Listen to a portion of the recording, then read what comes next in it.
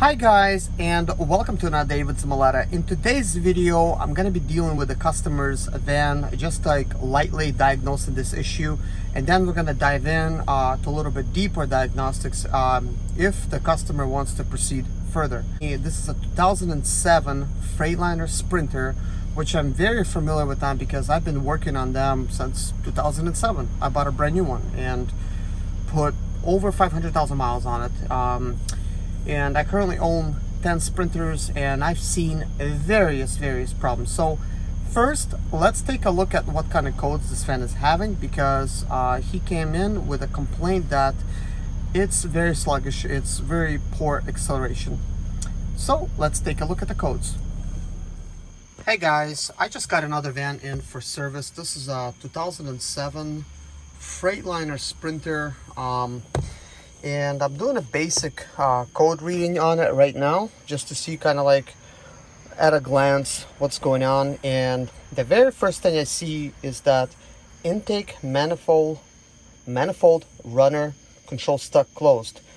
So that means this intake is not breathing. So for some reason it is stuck. So that is a problem.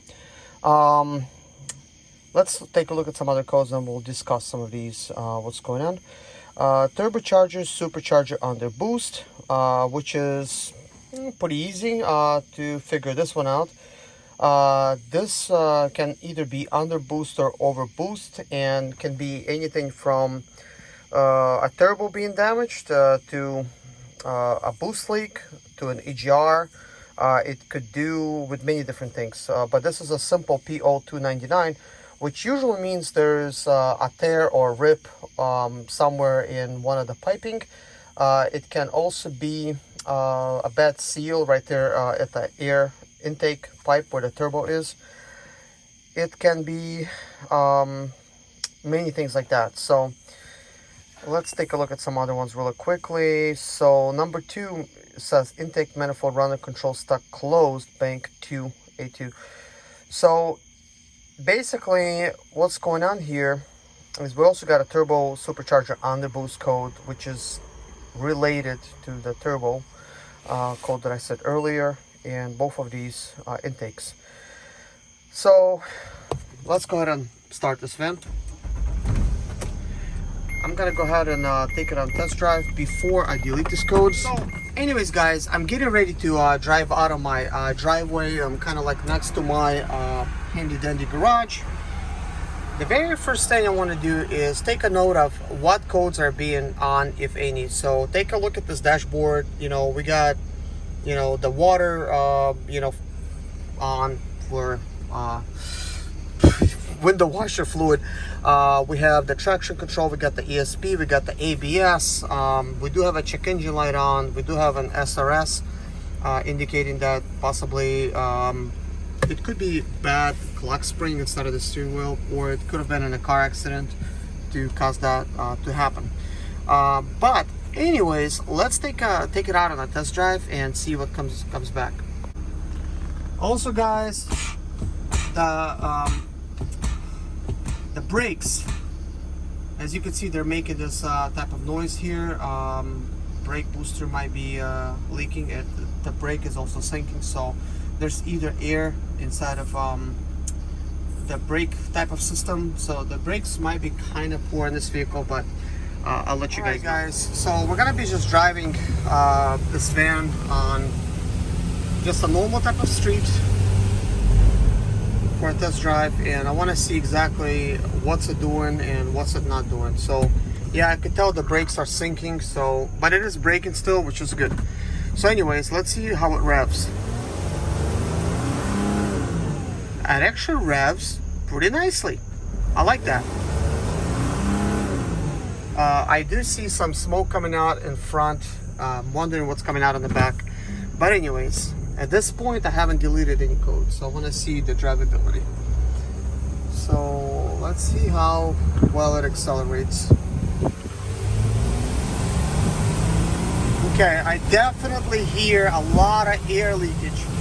So this is where the turbo is basically losing air. But on the normal street it accelerates okay. Nothing major. but it accelerates okay. So now I'm gonna take it onto the highway and see how it does. So anyways guys, we're getting ready to accelerate on the highway. I'm hitting the gas at full blast. As a matter of fact, it's going so much slower than it did before. I'm not sure why it started going a lot better than it was, but now it's going kind of dangerously slow. So I need to turn some flashers on. Wow, now it's accelerating like horribly. Like it seemed like it wanted to accelerate pretty good in the beginning. So possibly the code maybe reset itself for the turbo. Alright guys, I've made it to my lake park where I like to take my vehicles to, and I just kind of made a turn here. So here's what I want to do. I want to see how good it revs. Well, now this is normal. This is normally how a van with pretty bad turbo type of situation should be accelerating. It should be in limp mode like this. For some reason it got out of limp mode even though I haven't deleted any codes, and then it was driving pretty good. Like it was driving pretty good, I didn't get a chance to really accelerate it, but it was, as you could see, it was accelerating above 3000 RPMs, which is actually a pretty good sign. It means that there is some chance for this van after all. So let's hear it. Yeah, I'm hearing all kinds of spraying of air. This is what I'm hearing. So here's what I'm gonna do. I'm gonna go ahead and delete the codes. And here we are. I'm gonna erase them. So I'm just gonna accelerate here slowly. I could hear a major air leak. I could just hear it, hear it, hear it. And I'm just accelerating it very lightly. I'm not like pushing the gas down very hard at all. On the last test, when I took it out on the highway, for obvious reasons, you want to put your push your pedal to the metal, as they say. So I had the gas pedal all the way down, and it was just accelerating very, very sluggishly. So this is gonna be a little short test. I'm gonna turn around and get back on the highway, but before jumping in the highway, I want to delete the codes and see what happens. So it was driving fine, and then all of a sudden started driving very sluggishly. I'm still kind of like in the parking lot of the area where I usually take all the vans on a test drive. It's actually quite perfect for me to do that. As you can see, that check engine light is not on, but there is a good chance that it already came back. Definitely could have by now. Okay, just driving very slowly on these roads, I could definitely tell it's just driving in limp mode right now all the way. The limp mode literally came back really quickly. Obviously, the limp mode, it is normal for it to come back this quickly because the air leak on this thing, it's pretty major. So tomorrow I'm gonna take a look at it, and I'm gonna find out exactly where it's leaking air. Well, that is interesting. I parked this van and now I'm actually getting a battery light on the dash. Haven't even done anything except park it. So let's take a look at what's going on underneath the hood. Wasn't really expecting this. So I shut the van down. I'm gonna go ahead and open up the hood, see what happened. Well, got the hood open. Let's see. It seems like the belt is still intact, but things are kind of close. This fan shroud, it is not on properly here. That stuff is kind of loose, and so is this here. But it's very hard to see. But I could see that both of the belts are on. Another thing we could see is that for some reason it's a lot of, it is smoking, but it's kind of wet with oil here. I'm not sure why that is. There's the alternator. Could it be that the alternator just decided to die on us? So the cabin filter is missing. Mass airflow sensors tied with a zip tie. Interesting. There's a good possibility that that seal is busted. As you can see, you could kind of see the orange seal. It might have actually slipped off right there. It might not be on all the way. As far as that one goes, a lot of times the leak back there. Another place they like to leak is back here at the turbo resonator. In this type of situation, that looks like actually on pretty good, a lot better than I normally see it. But there's all kinds of pipes here, and there's a good chance that some of them could have rubbed through, and this is why there is an air leak. But I'm gonna go ahead and start it up and see what I could see while that's going on. So let's get it started.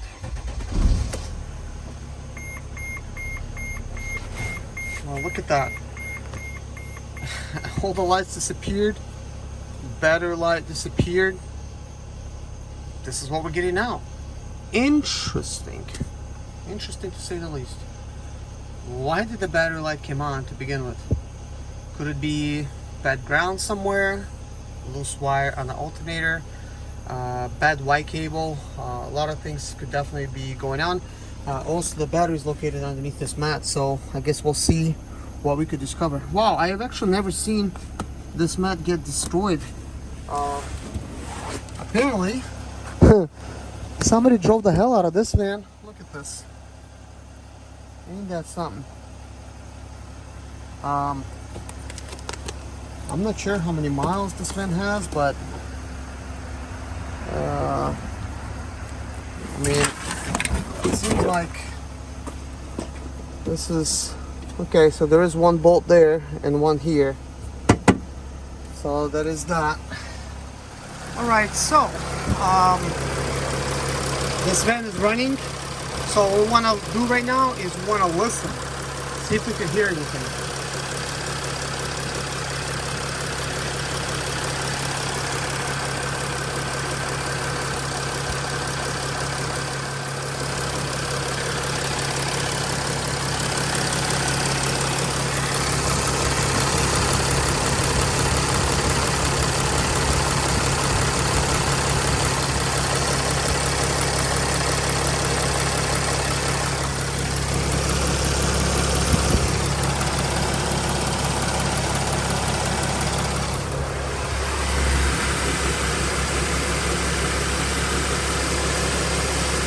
I do see an oil spill at the bottom of this van.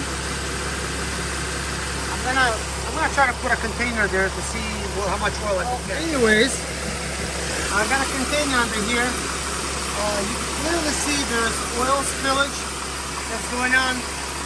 Before putting it on, you can see how much oil leaked out. And I literally have the van running maybe like 2 minutes at most. As you can see, to the right, where the starter is, it's very oily. A lot of oil is coming out of the van. I'm going to explain why. So, it's still dumping in here. The question is, once I shut the van off, how much oil is going to really leak in there? As far as the sound, how this van sounds, it sounds pretty good. At least as far as it sounds.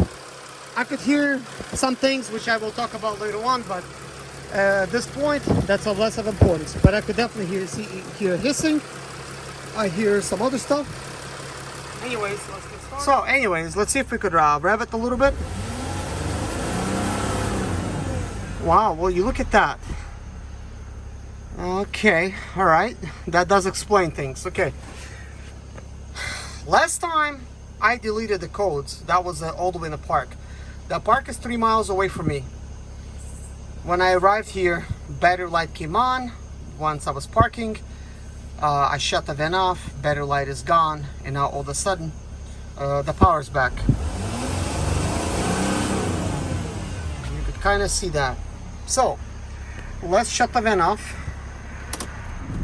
So, it seems like this van, it's resetting its limp mode every time you turn the key off.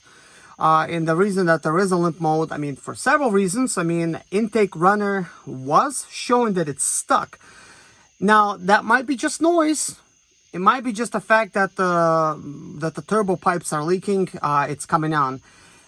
Certainly, I hope that's just noise. But right now, I mean, we could certainly fix that issue with the turbo leaking. And then once the code is gone, we could work on that other thing if that's still a problem. This is why I like to delete all the codes, and then I want to rescan things, which this is what I want to do right now. And then I also want to explain that oil dripping at the bottom situation by the starter. Okay, after rescanning, here's what we have. Intake manifold, runner control stuck, closed, bank 2A.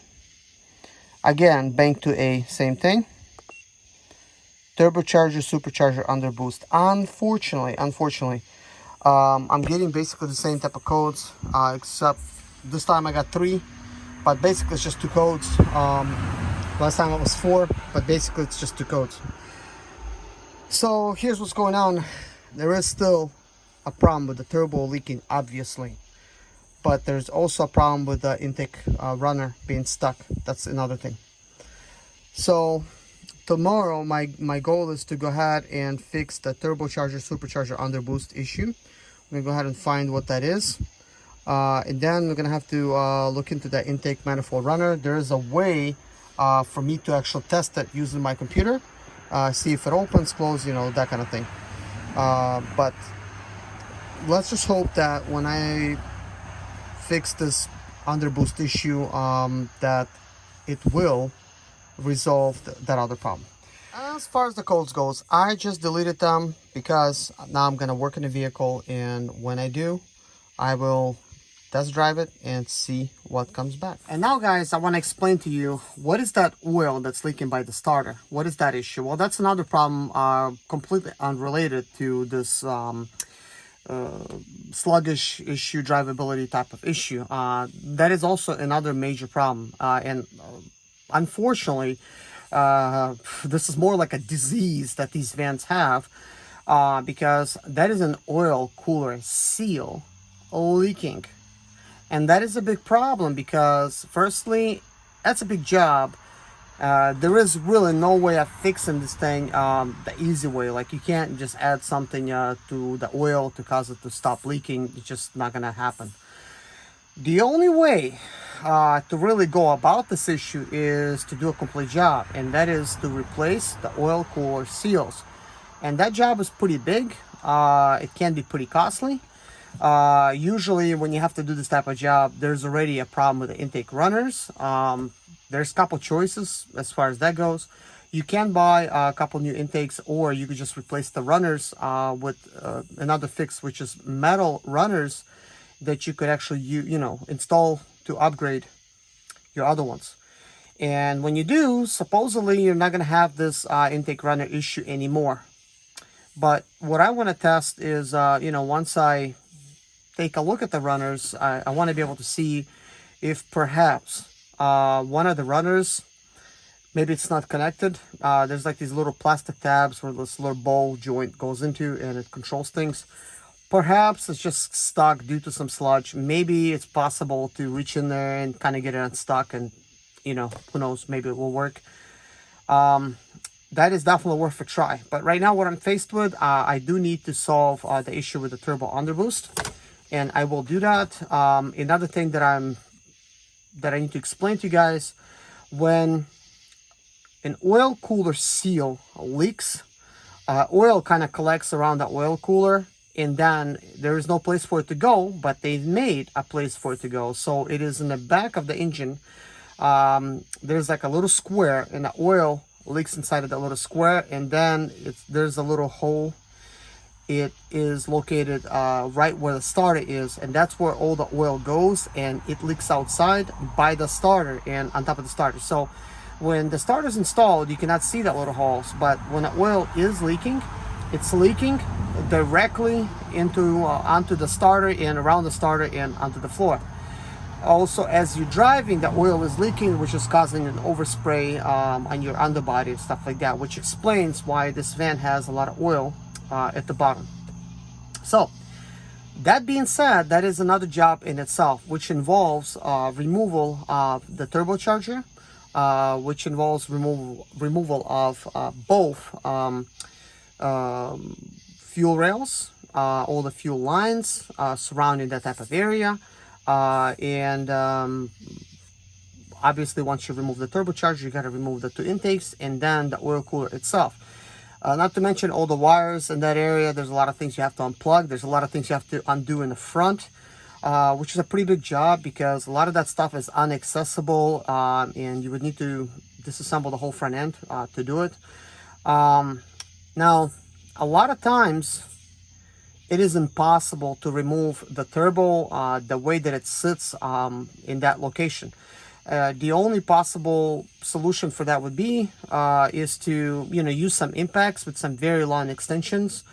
When this vehicle is on a lift, it's a lot easier to do it. Without a lift, it's going to be a lot more of a challenge. I'm not sure if I have anything that could work, but I already have a lot of different tools, but those bolts on the turbo, they get very stuck.